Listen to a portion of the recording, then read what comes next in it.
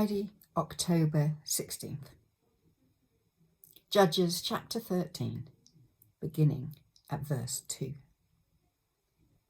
In those days, a man named Manoah from the tribe of Dan lived in the town of Zorah. His wife was unable to become pregnant. They had no children. The angel of the Lord appeared to Manoah's wife and said, "Even though you have been unable to have children, you will soon become pregnant and give birth to a son. So be careful. You must not drink wine or any other alcoholic drink, nor eat any forbidden food. You will become pregnant and give birth to a son, and his hair must never be cut. For he will be dedicated to God as a Nazirite from birth. He will begin to rescue Israel from the Philistines." The woman ran and told her husband, "A man of God appeared to me. He looked like one of God's angels, terrifying me." It was terrifying to see. I didn't ask where he was from, and he didn't tell me his name, but he told me, "You will become pregnant and give birth to a son. You must not drink wine or any other alcoholic drink, nor eat any forbidden food, for your son will be dedicated to God as a Nazirite from the moment of his birth until the day of his death." Then Manoah prayed to the Lord, saying, "Lord, please let the man of God come back to us again and give us more instructions about this son who is to be born." God answered Manoah's prayer, and the angel of God appeared once again to his wife as she was sitting in the field.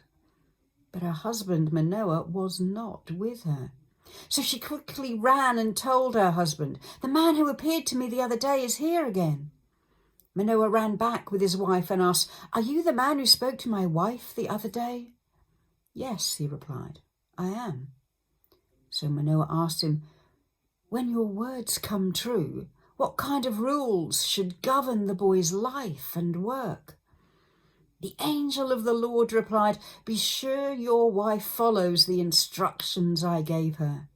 She must not eat grapes or raisins, drink wine or any other alcoholic drink, or eat any forbidden food." Then Manoah said to the angel of the Lord, Please stay here until we can prepare a young goat for you to eat." "I will stay," the angel of the Lord replied, "but I will not eat anything. However, you may prepare a burnt offering as a sacrifice to the Lord." Manoah didn't realize it was the angel of the Lord. Then Manoah asked the angel of the Lord, "What is your name? For when all this comes true, we want to honor you." "Why do you ask my name?" the angel of the Lord replied. "It is too wonderful for you to understand." Then Manoah took a young goat and a grain offering and offered it on a rock as a sacrifice to the Lord. And as Manoah and his wife watched, the Lord did an amazing thing. As the flames from the altar shot up toward the sky, the angel of the Lord ascended in the fire. When Manoah and his wife saw this, they fell with their faces to the ground. The angel did not appear again to Manoah and his wife. Manoah finally realized it was the angel of the Lord.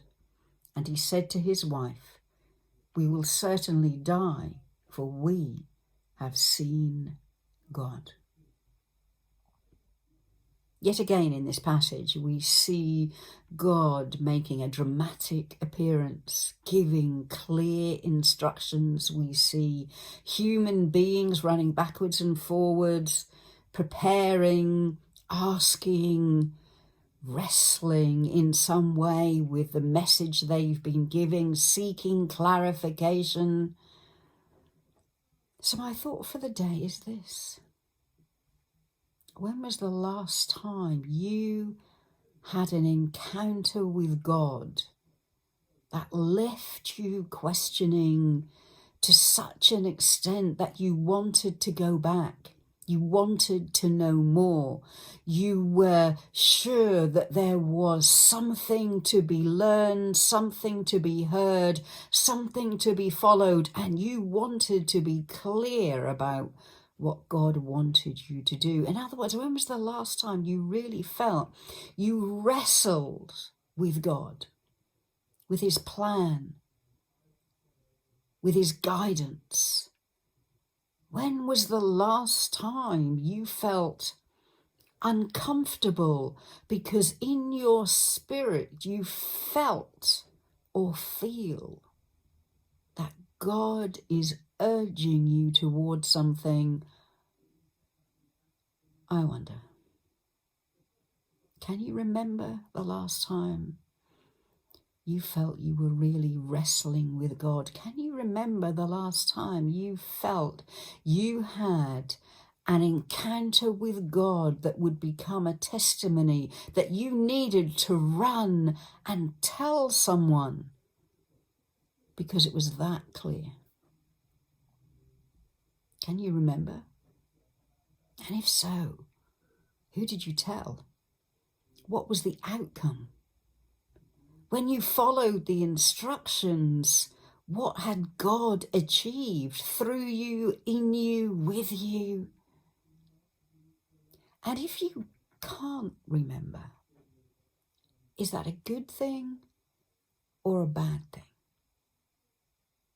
Is it that you can't remember because you are close enough to God that you are living in his presence moment by moment, step by step? You are following him, maybe quietly. Maybe it's not as dramatic as those Bible stories in Judges, but you know he's with you. You know he's guiding you. You know that you are walking in his way. In which case, it could be a good thing that there's no dramatic encounter to relay. You're just doing what God wants you to do. On the other hand, if you can't remember an encounter, if you don't feel there is anything in your life to be wrestling with spiritually, then are you too comfortable? Has your routine become too much just that, a routine? Are you not stepping outside your comfort zone? Are you not being challenged by God? Or maybe you're not challenging God, asking God for the opportunity to be used, to be a witness. If God was to come and sit next to you right now, what 3 questions would you ask him? There's a thought. And whichever 3 questions have come to your mind, why don't you ask them today, right now? What will you do with the answers? Are your questions to bring you comfort, to bring you hope, to bring you reassurance? Or are you ready to ask questions that will challenge who you are in him? Are you ready to ask him, give me a task to do? Give me an appointment to keep that will make a difference. Think of your 3 questions. Ask him.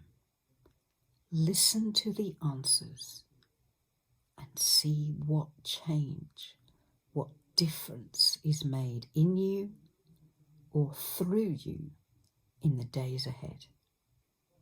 I'll see you tomorrow. Bye.